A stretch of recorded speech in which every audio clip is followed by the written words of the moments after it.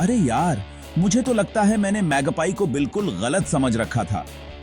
क्यों? चलो बताती हूं। मैगपाई, जो हम नीलकंठ भी कहते हैं, वो कोई मामूली पक्षी नहीं है। ये तो इतनी स्मार्ट होती हैं कि साइंटिस्ट्स ने इन्हें बर्ड ब्रेन तक कह दिया। खुद को आईने में पहचान लेना। हाँ भाई, ये कमाल इन्हें भी आता है जो बहुत कम जानवरों में होता है। याददाश्त भी इनकी गजब है। महीनों पहले छुपाई चीजें भी ये ढूंढ लेती हैं। और हाँ, इनकी आवाज तो बस दिल चुरा लेती है। कितनी प्यारी। तो अगली बार जब मैगपाई दिखे तो याद रखना दोस्त, ये कोई आम पक्षी नहीं, बल्कि एक सुपर कूल और चालाक जीव है। शुक्रिया।